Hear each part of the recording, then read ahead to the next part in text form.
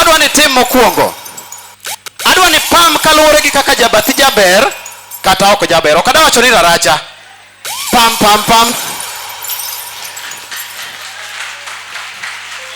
Ok upamo. Awacho niya, pamane kaluwore gi kaka jabathi jaber kata ok jaber. Ok awacho ni raracha. Nitie ng'ama ok pamne timadhe. Hey, Kababa, Wamor mar chopo kae. Jipigeni makofi one more time. Give yourself a round of applause. I'm so happy and glad to see you here tonight. Ma en ONAGI Show. Mi jabathi high five. Mi high five. Koneni Wamor kanyakla. Wamor ang'owa. Nikech ma en ONAGI Show kendo ONAGI Show Wamor ang'owa. Adwa ni mondo ang'e ni jomage ma wantiere go ka. Alego adi ma wantiere go iye ka. Alego untie. Alego untie. Aya, jo Ugenya adi mantie iye ka eri. Ugenya ere. Aya, jo Gemni kanye. Hey. Aha. Jo kanye modong. Uyoma. Aya, uyoma adi mantie ka eri. Kanye kendo. Sakwa. Mondo. Oma Bay. Aye ni tiyo gi water bus moro mantie. Wang'ane jomage modong, jobondo. Aya, Sakwa di mantie ka eri. Idong kendi omera. Aya, kanye modong? Asembo. Aya, Asembo. Nitiere nyako moro ka nyaka na chaka lego adhi Ugenya en otingo mana bade kuond gi ose kendi ete koso kuond gi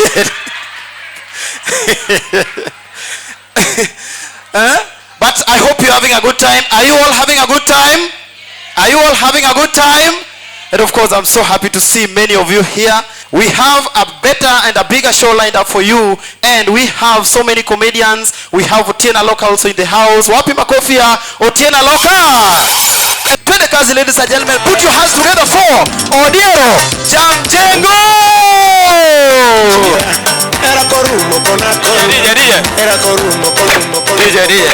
Ya waja si aulu kata ngato hiro utumor. Ladies and gentlemen, distinguished guests and all protocol observed. Good evening. Good evening again. Josia untie. Omera man pesi be mosinyo chake gi ladies and gentlemen. Ise winyo kaka kumara ila giri nitie moso gini Raila untie. Bwana nitie moso moko maka ngato mosi tingeni onge namna. Kaka Josia moso ga jiko bire ginene mkutano. Ni Josia untie, wantie. Bwana upong kanyo kendo ginene uchalo kidi podi gi confirm ka untie. Batun maber an jirandu ka ana Asembo Ndori. Ado penjo ugi moro achiel. Kind Asembo Ndori gi Siaya jomage mano kwongo bedo gi supermarket? Ndori koso Siaya? Jo Ndori donge? Ne Ndori koso Siaya? Ne Siaya? Bwana koro wayware supermarket ng'ato. Wana kwa yawa wadho udi wakaka wang'iyo ga go pile. Osiepa kantie ng'at mano kutwanyo wa piny ni mago duoge piny ni tanya chwanyro go marach en Adam. Adam noketo wa budget mar nyiero lewni kama nang'o. Ing'eni Adam dok ochamo matunda bwana dikoru beta oyae. Mawe ita kala tena na fini bini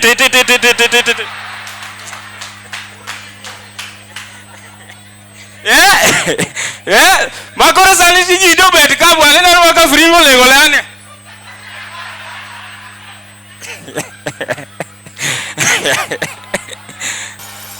Kidwa kendo nyako jama chuo kende nyako modhi school kata ka en Sunday school.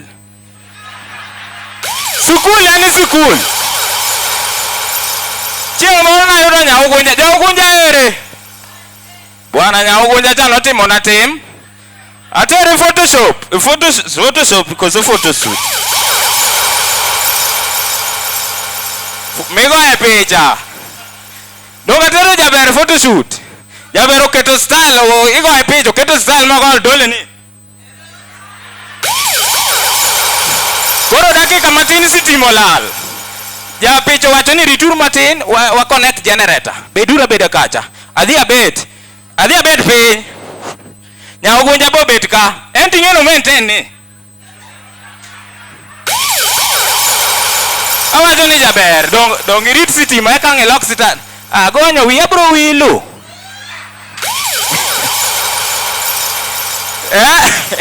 adet nya ogunja chieng' moro kane kibarua kibira kaka koth chwe ni to ng'ato gone simo ni bwana neno jaodi chako ninde dho skul moro kanyo tadhi penjo jaber ninde dho skul na ni bwana koya chama adhi yoyo mach tapenjo ni mach mane ndhiye dho skul ni dong kacha nitie skul moto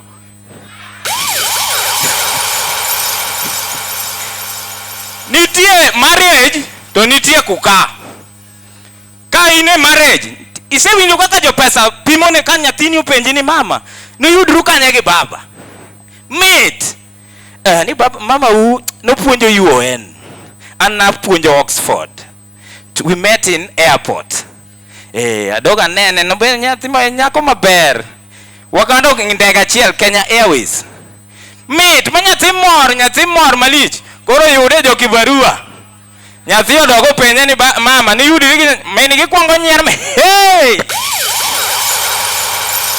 mama baba nadhi moto got rambugu adhi moto got rambugu to kuma na mode yena winjo ka ng'ato ywak ni ai kadhi tayudo ka ng'ato kudho chuoyo ka kudho chuoyo tagola kola ne tiende kase kolo ne tiende to konya ting'o yien nyaka dala bang' wik achiel achako ng'ok to nyathi penjo ni to mama ni ng'ok ang'o ni tuo atuo kuno ok in mane dhiro chiemo e ich ni mondo awuogi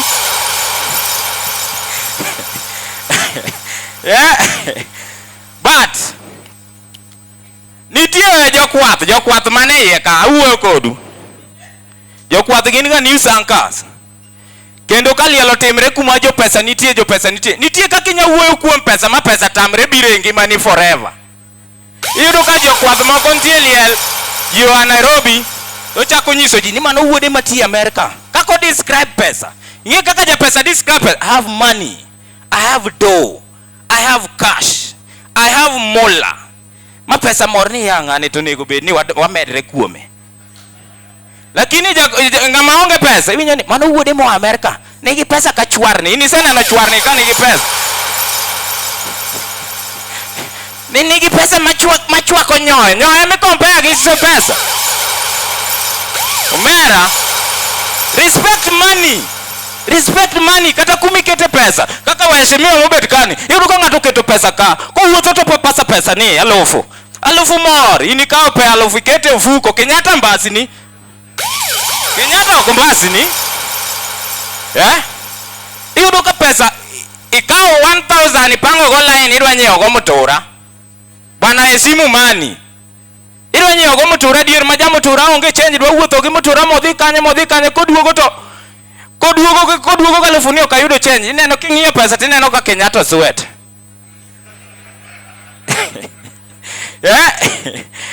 koro ndalo moro jokuoge weginene pastor adwa compare pastor gi jokuoge ma pastor kilemo we kierere mang'eny go straight to the point nyise Nyasaye ni Nyasaye konya tim kaka ne timo nyoro mane kaka jo pesa go lemo nyoro na yudo mang'eny do as you did yesterday I got a lot kiwinja lot mano ng'eny iwinjo a lot en a lot tie ma pastors moko ma ng'ato dwa lemo ma kaka roho moko ka ni ng'ato dwa lemo matimne ma ng'ato ywak ma Nyasaye penye ng'ani tatimo ne ang'o tamiye o breathe nono ndalo moro pastor moro ne lemo kibira kacha ochako timo ni waneno ko timo ne oyiengni wacho ni roho maler ji koro pamo ma roho maler yawa pastor kara pastor no senyono live wire. Thank you so much. My name is Bwana Rodier. And the show has just started. Ngija batiko nini show koko chakore. Gini koko chakore. Hey, that is just the first comedian we have on the main show. Are you ready to see more? Are you having a good time?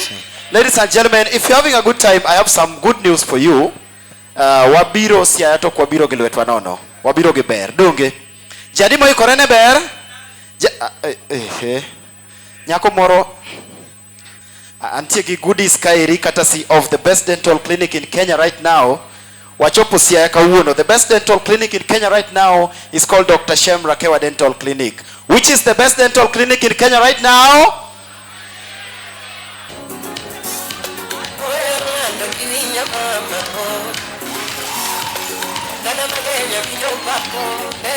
All in my super wangade kanyo. City manager de ka city manyadhi makwan duogo. To jogi ok dhi bedo gi lewni ma.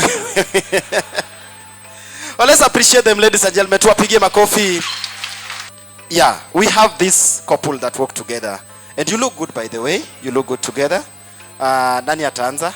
Atuambie the name of the couple. So, my name is Eric Odipo, and my lovely wife, Nyagem,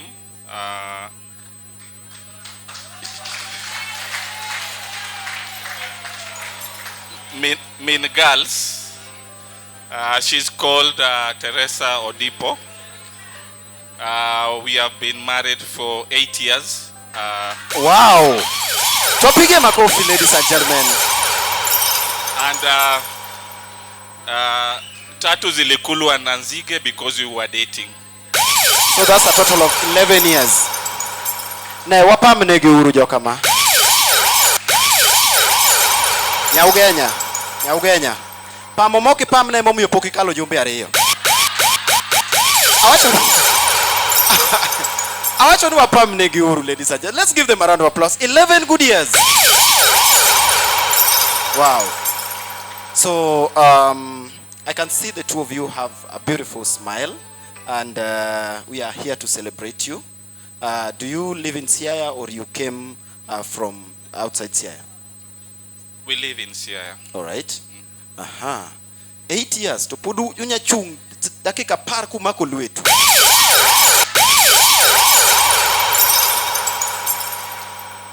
Omera jomoko nitie mose ka omana dweche ariyo kato moro nie regi ula moro nie VIP to angiromo. Safar mora ni tela lui, but they are here celebrating 8 solid years as couple and 11 years being partners and together. Let's give them a round of applause, and I want to give them and celebrate you. I want to celebrate you with this, but as I also give you this, I want to give apokwa winjo dwond madam yawa. Madam Bomos wadong. Madam Bomos lakini chuo ungeno sedhi. Can you say hi please? Onagi hi. Wow. Asefwenyo gimomiyo gidak higni gote. Weche makoni tin. Kato uwinjo ko wachno nyakanye. Denya lego.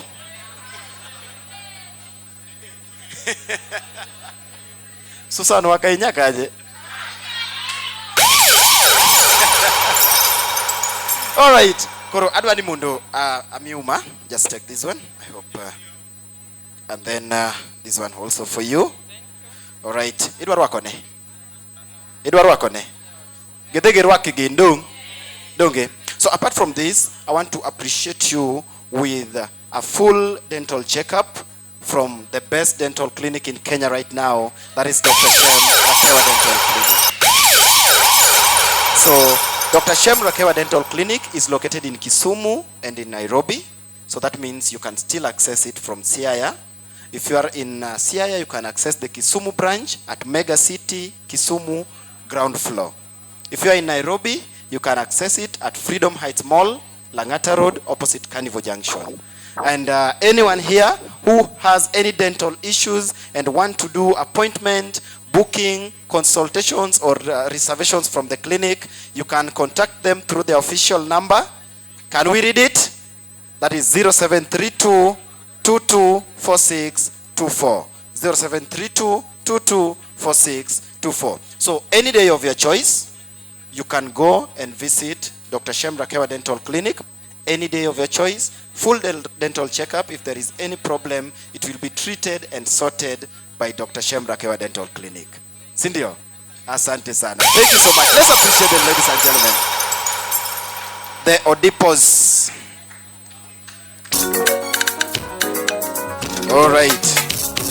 Hey, we are not going to take any time. I want us to bring the next comedian on stage. And this guy right now is Mr. Siaya Forever. This guy this guy was first became Mr. Siaya, then the second time, yes. Third time, then they said he is Mr. Siaya for life. Are you all ready, ladies and gentlemen? Put your hands together for the one and only Omwanda Wodinya Seme. Omwanda Woodbarak. Wapi makofi ya Omwanda?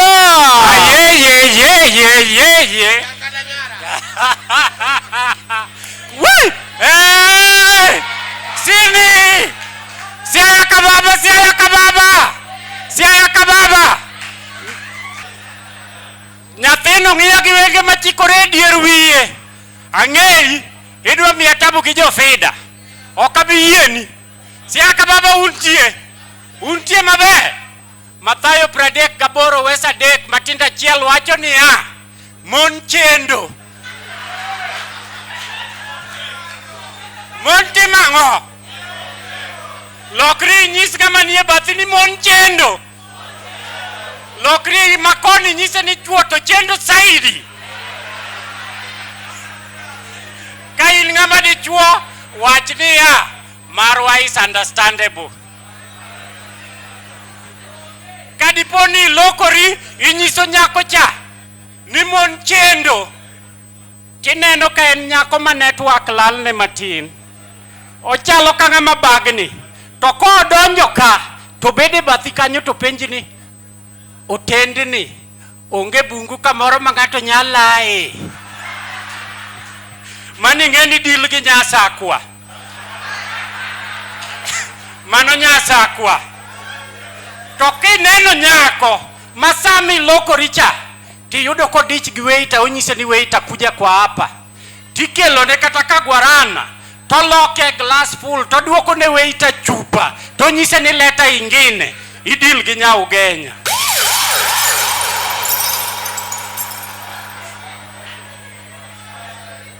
To kadiponi odonjo tiwinjo ko arufu mar omeno goyi matin idil gi nya Imbo.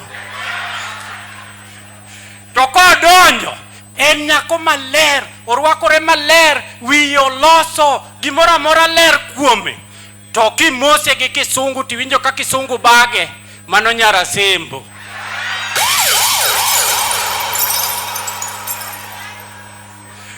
To ka en nyako makako donjo, iwinjo kodum Nivea for men to pod otar. Mano Nyauyoma.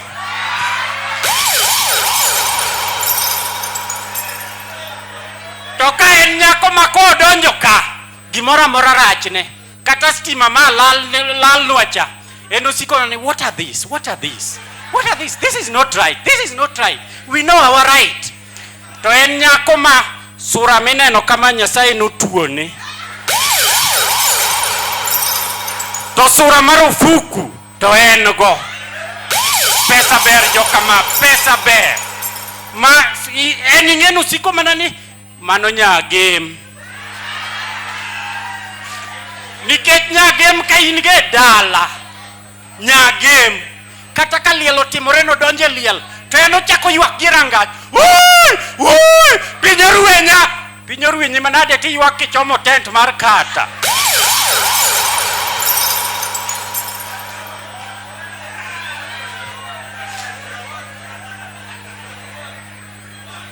To ka en nyako ma jaber, height en go American, orwakore maler, to dung perfume maber, to king'iye kama to wajo machuo, king'iye kama tiwinjo kimelt. Idil gi Nyalego.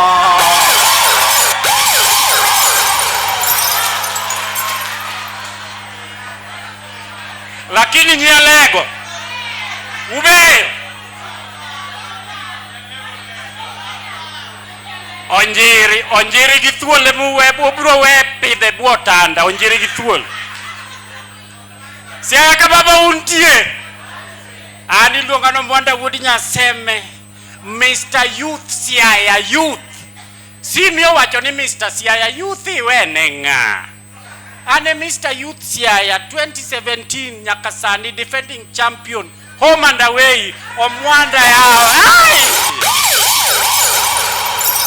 Ginitinda kawe 2017 2018 2019 tokise kawe didek timigo omea adhi kode ochako kel mar 2020 akao 2021 2022 omea adhi kode iganie mapoko time to adhi defend title to ere omera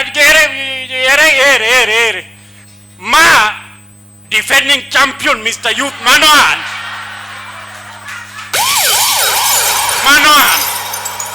Mano Mr. Youth Siaya gi Miss Youth Siaya ma an personal moka lar gi ng'ato to ng'at moro picha ni osebed karinge social media useromo kode to dhano penjo ni an aonge shida gi jok manoloyo gi adwa ng'e ni to jok manolo chal nade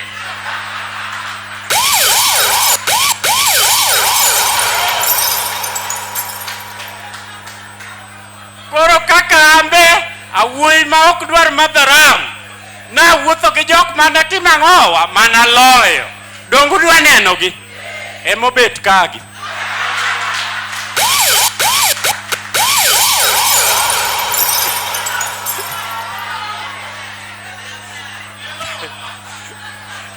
dong magi jo Siaya to ma Mr. Youth Siaya dong nolo jo Siaya oke un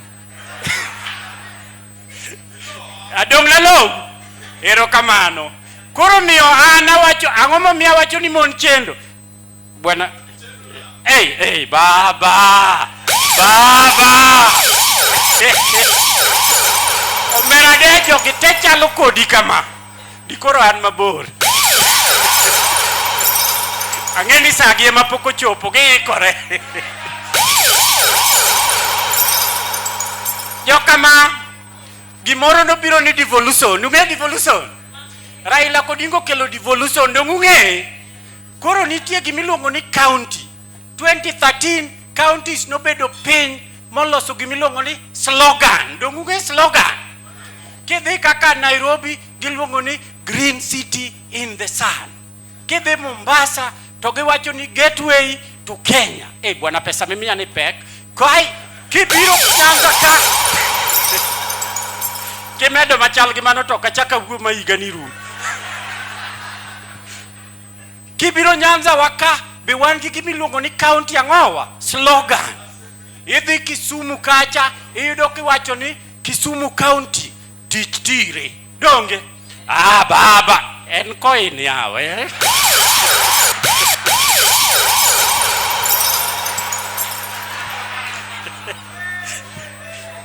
kidhi Kisumu county iyudo ni Kisumu county tire kidhi Migori county iyudo ni Migori county nyalore idhi Homa Bay iyudo ni Homa Bay county genowa Siaya Siaya county chiemchuth mbele rach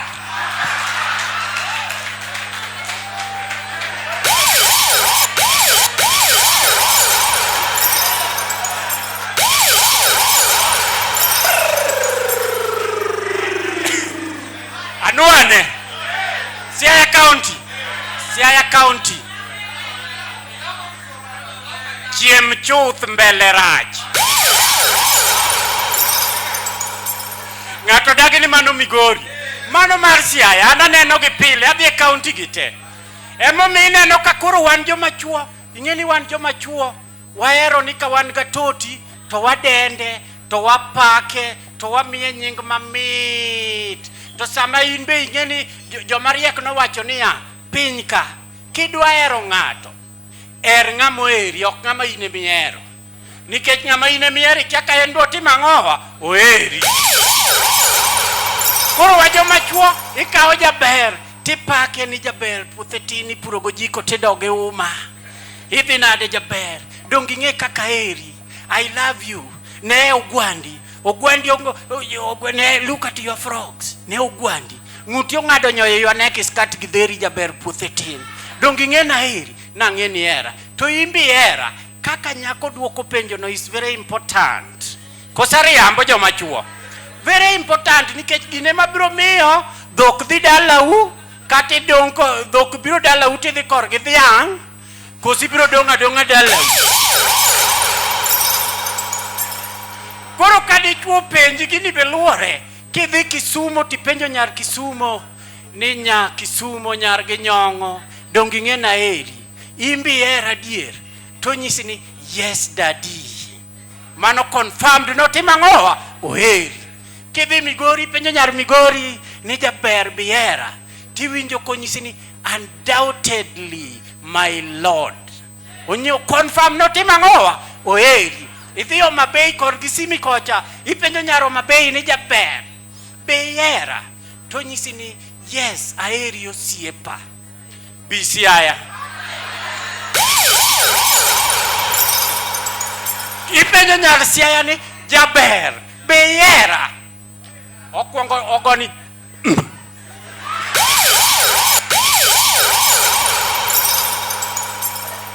idwa na mi chunya e banka mandase kigena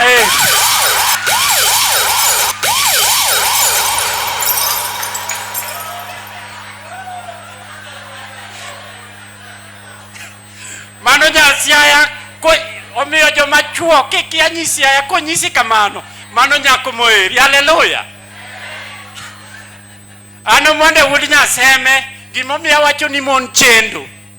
Akawo jaoda jaber Nyasuba atero siptal neno daktari dende no chande gotieno okae odieore mapinyuru. Atere odhi neno daktari madhi madonjo kacha achulo consultation gi pesa na ok mimiya ni mara. Kase chulo mopanga line daktari luongo ji warito kasti luongo madamba to dong kaka kawaida nyakidonje iye kacha gi madam adonjo mua bet tindiko nyingwa to daktari penje gima time kato daktari gi wang teko dakteche man ka Nyasaye ogo gi polo onyisa ni jaduong' koro miya thuolo gi jatuo okawuok shingo upande awuok tabede dhot oko tawinjo ka daktari nyiso chiega niya ninda ne kacha aweni ber chiega olinga oko tamre kata gigi kanyiso uni mon theko kose nindo to daktari penje niya koro ninda taro tawinjo ka daktari penja ni kanyi winjo nade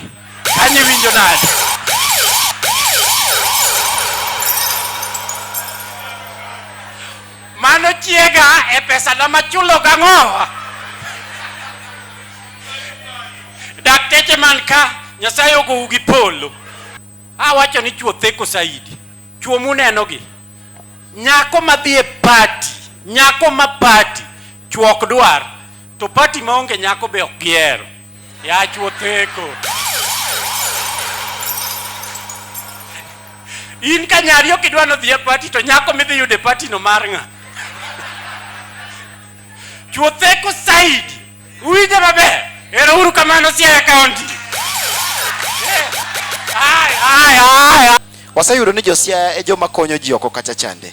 And one thing that I want to do right now, those of you mosedongo dala modhi town mochako ngima, in town we have what we call informal settlements ma waluongo ni ghetto. Jadi monge ghetto jadi mosedake ghetto haya jadi mano dake ghetto to sani ok odake ghetto koro lwetu odok piny udagi wuok. So there is this beautiful organization, ladies and gentlemen, that was brought by one son of Siaya County called Dr. Kennedy Odede. Do you know the organization? Do you know the organization? Inaitwa aje? Inaitwa aje? Siaya inaitwa aje? Now, Dr. Kennedy Odede, ladies and gentlemen, is a son of Siaya from Uyoma. Wapi Uyoma ndani ya nyumba? Do you have people from Uyoma? A son of Siaya from Uyoma. And this guy grew up in Kibra. And when he grew up in Kibra, this guy managed to get a scholarship and he went to study abroad. When he studied, he managed to succeed and say that he is coming back to help and uplift the society, and that is why he brought Shining Hope for Communities. As you can see, this is an initiative that is there to give hope and life to the hopeless who are almost giving up in this life. So ladies and gentlemen, I want you to give a round of applause as I bring on stage the Siaya County leader who is going to introduce the team from Shofco to tell us more about this beautiful product that is now taking over the entire country. Let's give them a round of applause, ladies and gentlemen. Wapi makofi yao as we bring on stage Mrs. Lillian on stage to tell us more about Shofco alongside karibu sana. Wapi makofi ya Lili tafadhali? Aha, karibu sana. All right. So there is a Wow. a lot of impact with regards to our work when it comes Thank you so much. Karibu sana. Lillian. Lillian is the regional coordinator of Shofco in Siaya, right? Yes. So can you just say hi to our... impact in terms of Siaya utie. education on issues of So ladies and gentlemen, we have Mr. Check, Victor check. Odede. Yes. Karibu sana. Good to see you. And we also have Mr. Job all the way from Kisumu, the regional coordinator, and Will Kister from Nairobi. So in a short moment, they are going to tell us what they have and what Shofco is all about, and then we proceed from there. Josiaya ng'eni Shonian mar nyiero donge Shonian mar nyiero to warito comedians moko koro wabiro kae kaka jo Shofco kapok awacho matin. Please, if you may allow me, jo Shofco mantie kae because we want to support and nurture the talent that Sim is doing. Jo Shofco team mantiere kae chungura chunga malo mondo ji oneu. Shofco team mantie ka yawa pamnegi uru yawa. Watimo mae nikech wahero brother wa Simi Kenya. Wadwani we want to nurture the talents mondo youths gwame mondo dhi mbele. An munena ka iluonga ni Victor Odede anaja Uyoma Kubung. An e manager mar Shofco Sacco. Shofco does a lot of things and Shofco started in Kibra. Gingama iluongo ni Dr. Kennedy Odede. Dr. Kennedy Odede ni en ngama okale shida matindo tindo ten ja Uyoma obende. Dr. Kennedy Odede ni kano yudo somo mo the US owacho ni ok no cham pesa kende no duogo mo wacho ni ya nyaka okonjo piny. He's not a politician, en ngama support jo piny. To kabi wacho mang'eny nikech time osedhi stima be osebago waka. Gima bro wacho kende ka about the youth, 99% who are here they are youths donge. We are promising if you can register with Simi Kenya so that we can get your names. Sani wachulone youths fees at TVET schools e Shofco. Kiki beda kanyo ni somo otami. Shofco chulo school fees TVET. You can do electrical, you can do, what else? Welding, tailoring, all those stuff. Kingeyo youth mora mantie kacha mapinyo bago. Please, Shofco is there to support. To what support or kwabi kwayo gi mora kuomi as we are just supporting you just to make sure that youths go to the next level. We must build, right now to shape the future. Sindio? Yes. Then the last thing Mado Lo say. And give me longoni Shofco Sacco. This is the only financial institution Majaluo Chako e Kenya ka. Kantie moro to beonyisa. This is the only financial institution Majaluo Chako e Kenya ka. To wadwani wa supportiana kaka Joluo, kaka Onagi. Ka e sako ni inyalo donjo mana gi 500 kende registration fee, then you can save a minimum of 1,000. Sani one gi office Kibera, one gi office Madare, one gi office Kawangware. We are looking for an office here in Siaya. We are looking an office there in Bondo. We are also looking an office in Kisumu. That's the reason why I'm here this season. So please, inyalo donjo, wanyalo mi loan tieng didek 3 times mondi team godo development midwaro. Jonagi yawa dogu yie mondo wa partner. Ngeni joma joluo ok gin joma ikonyo, gin joma u partner go donge. Joluo ken joma ikonyo, gin joma partner go. So please, let's partner together to take our Luo nation to the next level. Wawacho ni Shofco is non-political movement. Sawa sawa. Wanokwa ikura mora wadwaro ni mondo wa support youth mantiere ieka. Sawa sawa. Yes, kuruka in youth kai please, and that's it's a project ma Kennedy Odede Ochako. Pokitimo ge mora please register with Simi Kenya. We can get your name mondo in the activate schools just to make sure that you do something. Kindly. My name is Victor Odede for the last time. Thank you so much. And Asante sana. So let Mr. Victor give us the contact, how you can reach Shofco, and then we finalize. Sindio? All right, contacts, Mr. Victor. Contacts maker, Anachungne Sako, Sako, I'm the Sako manager, 0729 152021. Kidodo je Sako mondo wadongre pamoja, please come. That's the number you can call, 0729 152021. Mano number na marofis. Erokamano. Thank you, Victor. Number na enona berio. Area uchiel. Achiel adek. Achiel angwen. Auchiel achiel. Angeni ka oko indu numaler.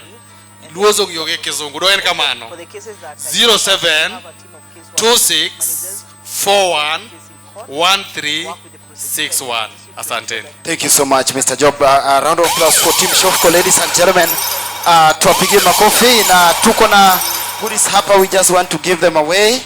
Aya, hizi tunapeana, sawa? Tuanze na wapi? We amie bwana Nicole. Wapi makofi ya OJ? Yes.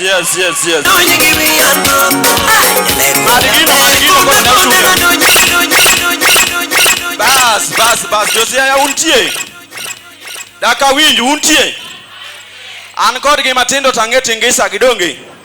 Gima ruotho minya kitigo maber. Adonjo gi wiya nono kaka indo wacho koso ka donjogo. Adonjo koso ka donjogo. Bas, kawuono adonjo Siaya for the first time. Mae biro na Siaya mokwongo.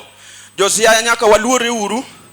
Aluoro mang'eny kamone na chung kane nyathi nyagwou. Unge nyathi nyagwou. Nyathi nyagwou tiende ni mama wa nya Siaya ka.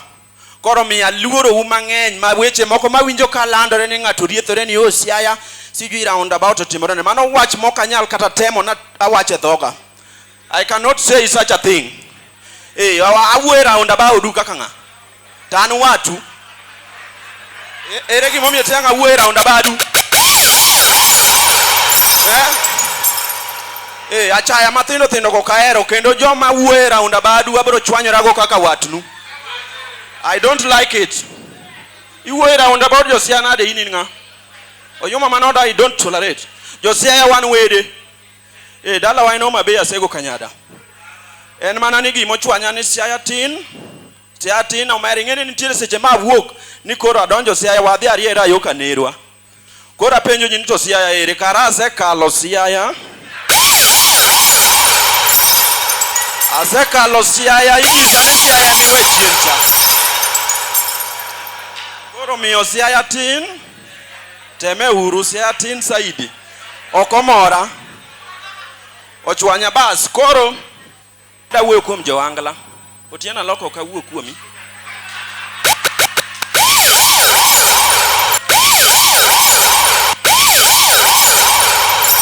Namba chiel nase nyiso kane ionge to badhi lakini anwayo kendo Joangla te rule number 1 Joangla te gin nyidunde.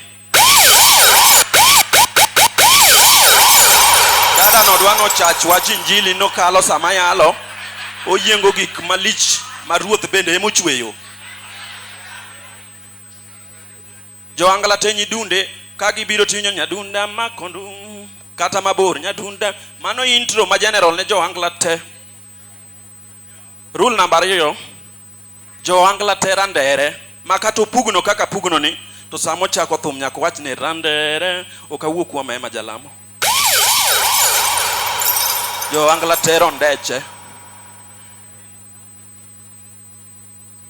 Koro kuom wachno nitie were moro ma wero ga ni wewe bwana niwe daka win kuolo ni wewe bwana ni wewe bwana ni wewe bwana ni wewe bwana ni wewe bwana nitie kaka iwe mayom kata ko chopo ire bwana to bwana be mor.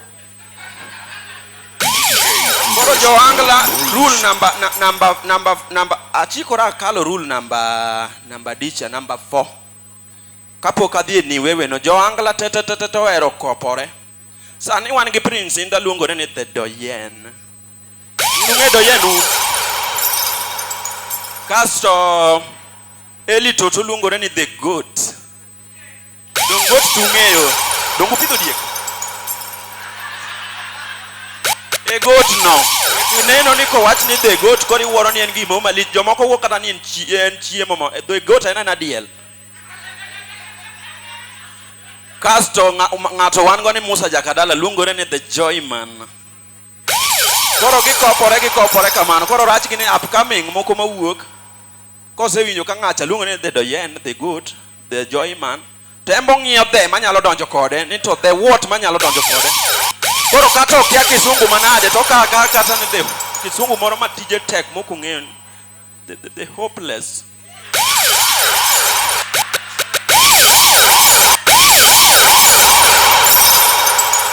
Koro sama chung kani an the hopeless muwinjo no. Omiyo jo angla rule number 5 en ni sama pok itiegori wa nyaka kwal wach ng'ato. Kwane gin ne giloso waya mamit go nango. Nyaka kwal wach ng'ato mondo iwer go mitegno. Jawaya mabathe kane begi ni ywak. Yaw gina raka. Okan ka mar tugo. Bas, goago waya mora mobire wi ni wewe cha adwaro ni the hopeless ong'yane ka konya kwale mondo donje wende masa.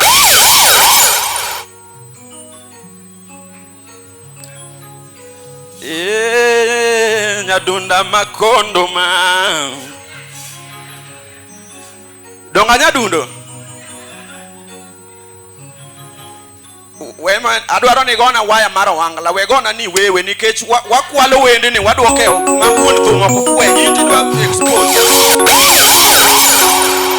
waga wendo wangla manyasani mobire wi nyadunda makondo ma nyadunda makondo ma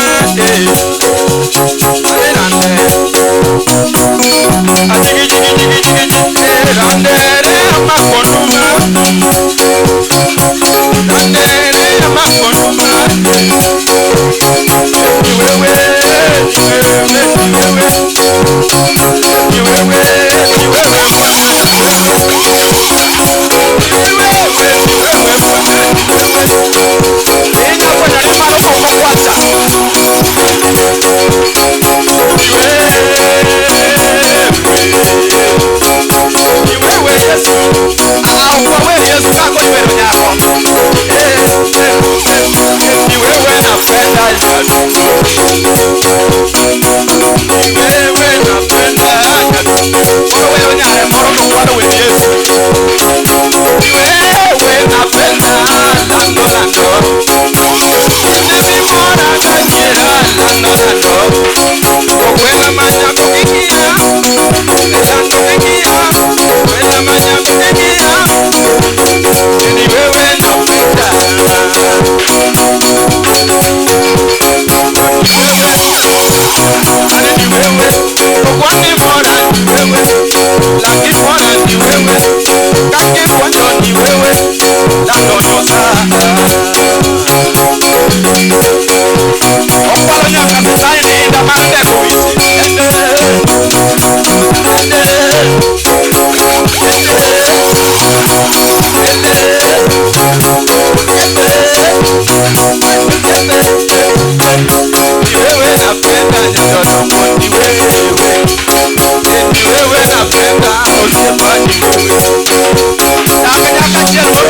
we mienda kipata yawa.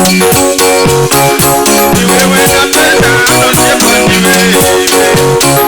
Aeni kikunya nosieba manyango. Nosieba kadudo mama nenya jodoka.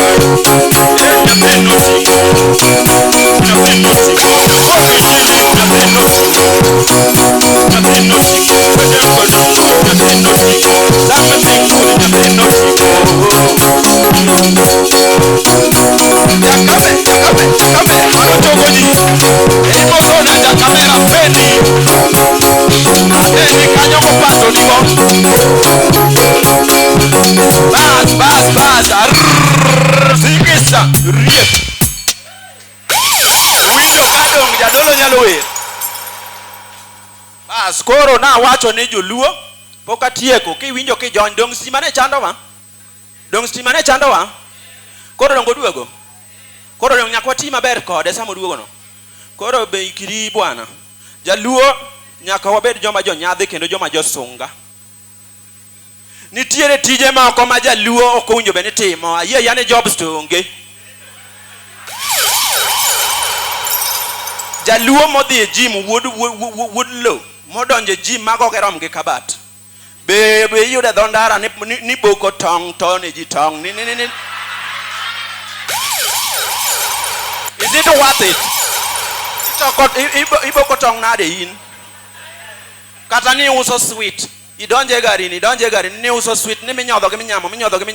Are you serious? Ero kamano. For pure example, I will insist on important points. Ofuku nani rwenya sate akiani banga serious ha?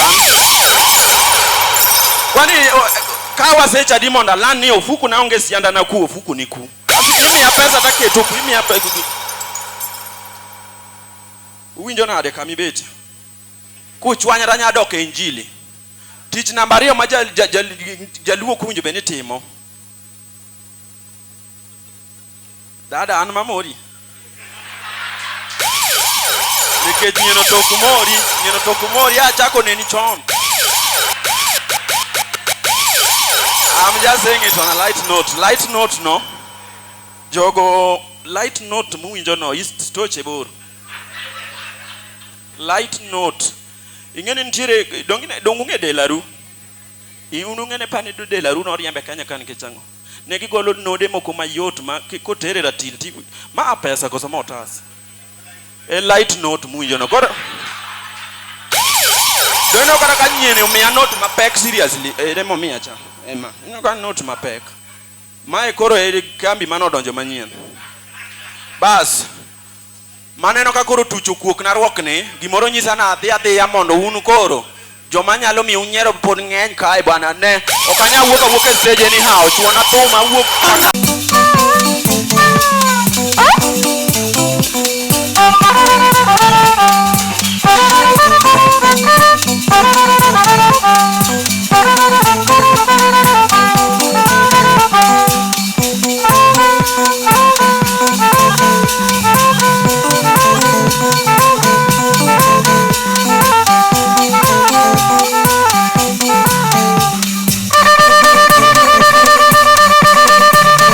for now, Otiena Loka.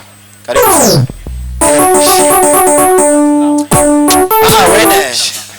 We Mondi.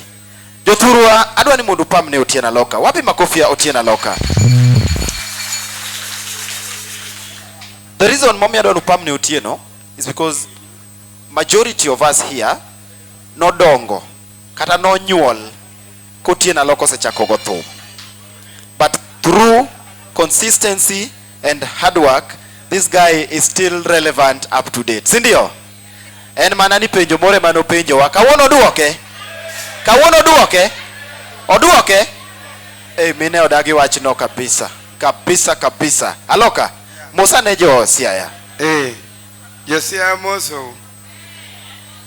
Na chako go thum ka kijai gini ariyo. Corona wer mono volume 1. Otiena Loka goya ni we. Mani ngeni mine jomoko mene wamielo go. Gin gi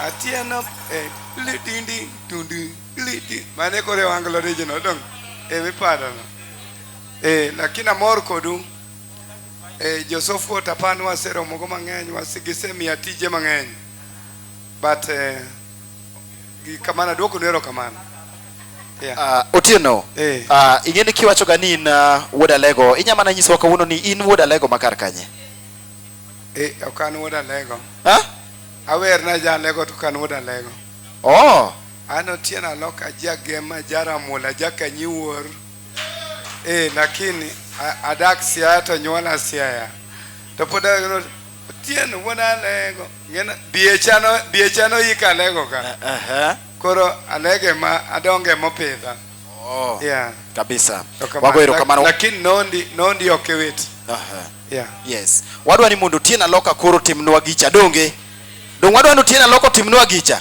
haya tusimame ladies and gentlemen, let's all rise up. Simame bas kamata position kamata. Are you ready? Mko tayari? Chorigi mbele ka Odiemo. Karibu sana. Haya.